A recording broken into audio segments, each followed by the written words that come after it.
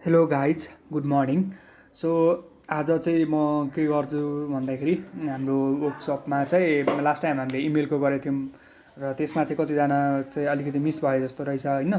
त्यो भएको हुनाले चाहिँ मैले फर्स्टमा चाहिँ के गर्छु भन्दाखेरि यो मेलको चाहिँ रिक्याप गर्छु। त्यसपछि चाहिँ नि यहाँ त अहिले स्ट्याटिकल्ली छ सबै भ्यालुहरू होइन, यसलाई डाइनामिकली कसरी हाल्ने होइन, कसरी रियुजेबल बनाउने यो मेल सर्भिसलाई, यो मेलरलाई भन्ने कुरा चाहिँ गर्छु है त। सो लेट्स गेट स्टार्टेड अनि हामी टेस्ट पनि गर्छौँ है। यो स्टार्ट गर्नुभन्दा अगाडि चाहिँ हामीले के गर्नुपर्छ भनेपछि हामीलाई दुईवटा चिज चाहिन्छ है। अब हामीले एउटा अब मेल पठाउने भनेपछि त हामीले के युज गर्छौँ भन्दाखेरि एसएमटिपी सर्भिस युज गर्छौँ होइन। एसएमटिपी सर्भिस युज गर्नको लागि चाहिँ के गर्नुपर्छ भन्दाखेरि जुनसुकै गरे भयो, जिमेल सजिलो हुन्छ, हामी सबैको धेरै जस्तो जिमेल एकाउन्ट हुन्छ नभए अथवा चाहिँ अरू कुनै सर्भर जुनसुकै गर्दा नि भयो। त्यसको चाहिँ एसएमटिपीको चाहिँ युजर नेम पासवर्ड अनि त्यसले त्यसको कुन पोर्ट एक्सेप्ट गर्छ, त्यसपछि त्यसको एसएसएल सेक्युर छ कि छैन भन्ने त्यो इन्फर्मेसनहरू हामीले पास गर्नुपर्छ। तर चाहिँ नि यहाँ मैले चाहिँ अहिले जिमेल युज गरेको छु होइन। यो सर्भिस स्पेसिफिक अलिकति चाहिँ यहाँ कन्फिगरेसनहरू यहाँ चेन्ज हुनसक्छ है, and that's not a big deal. So जिमेलमा चाहिँ अब हाम्रो सर्भिस जिमेल दिइसकेपछि हाम्रो नोड मेलरको ट्रान्सपोर्टको चाहिँ के हुन्छ भन्दाखेरि यसको पोर्ट भनेको 567 हुन्छ अथवा 47 दुईवटामध्ये एउटा हुन्छ भन्ने भयो। यसैले ह्यान्डल गर्छ त्यो चाहिँ सर्भिस दिइसकेपछि सर्भिस नेम दिने टक्क यसैले गरिहाल्छ।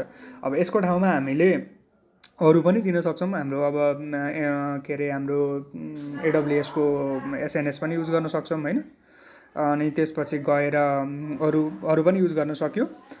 तर चाहिँ नि मेन भनेको चाहिँ अब एपमेल भन्ने पनि छ, तिनीहरू पनि युज गर्न सकिन्छ। तर चाहिँ नि जिमेल सजिलो भएको हुनाले, सजिलो पनि हो, रिलायबल पनि हो, अनि स्प्यामतिर पनि जाँदैन जिमेलबाट गरिसकेपछि, त्यो भएको हुनाले मैले युज गरेँ। अनि जिमेलमा चाहिँ पहिला के थियो भन्दाखेरि लिस्ट चेक योर एप भन्ने हुन्थ्यो होइन। त्यसमा चाहिँ युजर नेम र पासवर्ड जेबाट लगइन गर्थ्यो नि हामीले युजर नेम पासवर्ड हालेर त्यसैबाट चाहिँ युज गर्न मिल्थ्यो। तर अहिले चाहिँ रिसेन्टली चाहिँ के गरेको छ भन्दाखेरि गुगलले त्यसलाई चाहिँ डिसेबल गरेको छ, त्यसलाई चाहिँ डिप्रिकेट गरेको छ होइन। अनि त्यो डिप्रिकेट गरेको हुनाले चाहिँ अब के गर्नुपर्छ भन्दाखेरि हामीले चाहिँ गुगलको चाहिँ एप पासवर्ड भनौँ न, जेनेरेट एप पासवर्ड गर्नुपर्छ क्या। इमेलको लागि चाहिँ जेनेरेट एप पासवर्ड गर्नुपर्छ। त्यसको लागि चाहिँ 2FA हुनुपर्छ है त जिमेलमा। अब तिमीहरूको 2FA छैन भने 2FA इनेबल गर्ने, त्यसपछि generate app password for email है। अब हाम्रो युट्युबको एपआई पनि हामीले चलाउन सक्छौँ, त्यसपछि अरू कुरा पनि हुन्छ। तर चाहिँ नि के गर भनेदेखि तिमीहरूले इमेलको लागि चाहिँ एप पासवर्ड जेनेरेट गर। त्यसमा केही प्रब्लम पऱ्यो भनेदेखि let me know. I think most of you guys have already created the app password, so I think you already have that, as I have already mentioned that in the group chat, our workshop chat. So yeah, I think we are ready. So म अब थ्रुली explain गरिदिन्छु है त। अब कुरा भयो हाम्रो फर्स्टमा चाहिँ के गर्नु पऱ्यो भनेपछि चाहिँ फर्स्ट थिङ भनेको चाहिँ हामीले के गर्नु पऱ्यो अरे, हामीले यो एसएमटिपीको क्रेडेन्सियल चाहियो। अब एसएमटिपीको क्रेडेन्सियल चाहिसकेपछि हामीले के गर्छौँ भन्दाखेरि नोडमा चाहिँ नोड मेलर भन्ने छ होइन एउटा प्याकेज। नोड मेलर भन्ने तिमीहरूले इन्स्टल गर, एनपिएम युज गरेको भए एनपिएम इन्स्टल, यान युज गरेको भए यान इन्स्टल गरेर नोड मेलर इन्स्टल गर होइन। नोड मेलर इन्स्टल गरिसकेपछि अर्को कुरा भनेको के हुन्छ भन्दाखेरि यहाँ .env config भनेर लोड गरेको छ। अब हामीले चाहिँ के छ भन्दाखेरि app.jsमा अलरेडी लोड गरिसकेको छौँ होइन यो कुरा। तर फेरि किन यहाँ गरेको भनेदेखि हाम्रो यहाँ हेर त, यो चाहिँ हाम्रो सर्भिसमा छ। अनि यसलाई चाहिँ हामीले उता चाहिँ यो कल गरेको छैनौँ नि त, मेथड उताबाट कल गरेको भइदियो चाहिँ उताबाट अलरेडी प्रिलोड भएर आउँछ होइन। यो सर्भिसै उतापट्टि छैन, उतापट्टि रिक्वायर गरेको छैन, लोड गरेको छैन एफजिएसमा भनेपछि चाहिँ के हुन्छ भन्दाखेरि यो चाहिँ त्यो सुरुको कन्फिगले काम गर्दैन। त्यो चाहिँ ग्लोबल्ली लिँदैन, किन भन्दाखेरि हामीले अहिलेलाई चाहिँ यही सर्भिसबाट टेस्ट गरिरहेको छौँ नि त। त्यो भएको हुनाले चाहिँ यो .env.configले चाहिँ काम गरेको छैन है त। त्यो भएर चाहिँ यहाँ राखेको यो चाहिँ यो पछि हामीले रियुजर बनाइसकेपछि हटाउँछौँ यसलाई। त्यसपछि भनेको हामीलाई एसएमटिपी युजर नेम र पासवर्ड चाहियो। Better you pass those credentials from the environment. So I have pass from this environment credentials in the variables SMTP email and SMTP password. यो इन्भाइरोमेन्टबाट कसरी लोड गर्ने भन्ने कुरा मैले अलरेडी मेन्सन गरिसकेको छु होइन। त्यसपछि अर्को भनेको चाहिँ हाम्रो नोड मेलरको चाहिँ क्रेड ट्रान्सपोर्ट भन्ने हुन्छ होइन। क्रेड ट्रान्सपोर्टलाई चाहिँ के गर्छ भन्दाखेरि यो अब भनौँ न कुन चाहिँ एसएमटिपी हो त्यो एसएमटिपीको लागि चाहिँ ट्रान्सपोर्ट क्रिएट गर्ने काम गर्छ है।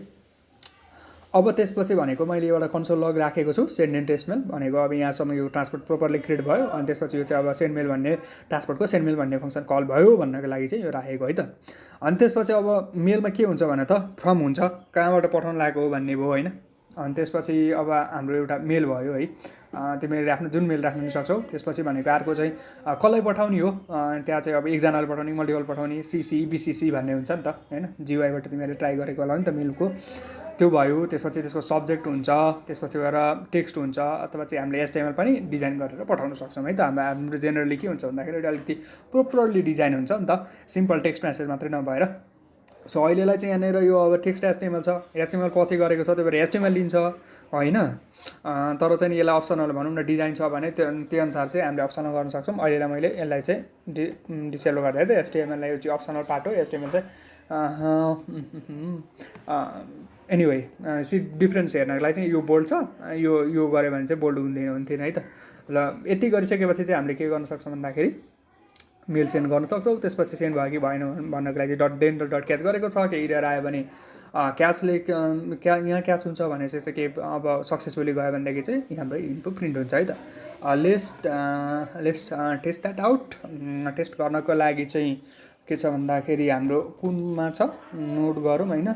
त्यसपछि सर्भिसेसभित्र कुनमा छ, मेल सर्भिसमा छ, यसले सेन्डिङ टेस्ट मेल भन्यो। त्यसपछि गएर के गरेको छ भने यो इमेलमा मैले पठाएको छु भनेपछि के भयो, यो चाहिँ एक्सेप्टेड भएको छ, मेल सेन्ड भयो, इन्फो प्रिन्ट भएको छ होइन। अब let's check that out on the mail. यहाँनिर हेरौँ, यहाँ हेऱ्यो भनेदेखि चाहिँ यहाँनिर ट्याक्क किस्ट वर्कसप भनेर आयो। त्यसपछि यो किस्ट वर्कसप भन्ने के थियो भन त, यो फर्म कसबाट पठाएको भनेको यहाँ किस्ट वर्कसप भन्ने आयो। त्यसपछि वर्कसप किस्ट नट योबाट गएको छ मेल होइन। अब हेरौँ है त, ओके यो चाहिँ एसएमटी क्रेडेन्सियल है त। त्यसपछि अर्को भनेको यो एड्रेसमा आएको छ, अनि त्यसपछि जिमेलको एसएमटिपी युज भएको छ, यो बोल्ड छ होइन। हाम्रो त्यो एचटिएमएलको टेक्स्ट आयो, यो चाहिँ state away from the workshop भन्ने भयो। यो चाहिँ हाम्रो के भयो भन त, यो भनेको चाहिँ तिम्रो सब्जेक्ट भयो, यो चाहिँ कन्टेन्ट अथवा एचटिएमएल भयो। चाहिँ यसरी चाहिँ हाम्रो के हुन्छ भन्दाखेरि किस्ट वर्कसप भनेर आयो। अब यो चाहिँ मेरो अर्को इमेलको क्रेडेन्सियल युज गरेको थिएँ, यो इमेल युज गरेको थिएँ। अब मैले त्यहाँनिर टाइटल नदिएको भए मेरो नेम के जे थियो त्यही नै आउँथ्यो, तर चाहिँ त्यहाँ टाइटल लिइसकेपछि त्यसले चाहिँ टेक ओभर गर्छ है त। So yeah that's pretty much it. अब हाम्रो भनेको चाहिँ यति गरिसकेपछि हाम्रो यो सेन्ड मेल अब हुन्छ होइन, रेडी हुन्छ। हामीले मेल सेन्ड मजाले मेल पठाउन सक्छौँ। तर अब यसलाई चाहिँ रियुजेबल बनाउन यो डाइनामिकली अब यो कन्टेन्टहरू चेन्ज हुनसक्छ, त्यसपछि मेलहरू चेन्ज हुनसक्छ, सब्जेक्ट चेन्ज हुनसक्छ, एचटिएमएल चेन्ज हुनसक्छ। यसलाई चाहिँ रियुजेबल बनाउने अनि डाइनामिकली पिक गर्ने काम चाहिँ म चाहिँ नि अब यसपछि चाहिँ डिस्कस गर्छु। त्यो चाहिँ हामीले के गर्छौँ भन्दाखेरि एपिआई थ्रु पोस्टमेनबाट कल गरेर हामी मेल पठाउँछौँ है त। Okay guys.